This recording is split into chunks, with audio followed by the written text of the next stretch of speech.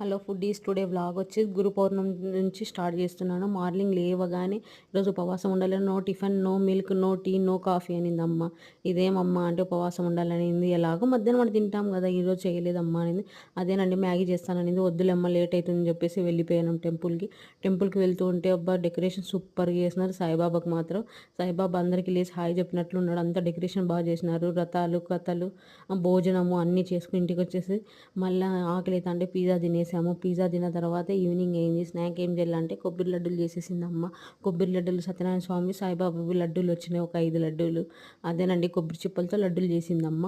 Taste మాత్రం వేరే level ఉంది. మళ్ళీ నైట్ డిన్నర్ వచ్చి వేడి వేడి ఉప్మా తినేసి, ఎందుకంటే ఉపవాసం ఉంటూ ఏదో ఒకటి బ్రేక్ఫాస్ట్ చేయాలి కదా, టిఫిన్ తినాలన్నట్టు అమ్మ ఉప్మా చేసింది. మళ్ళీ ఈవినింగ్ టెంపుల్ పోయి ముక్కు దేవుని దర్శనం చేసుకొని ఇంటికి వచ్చేసేసరికి లేట్ అయిపోయింది. ఇంకా పఫ్ ఒకటి అలాగే ఉంటే తినేసాం. Today's vlog end. మీకు నచ్చితే లైక్ చేయండి.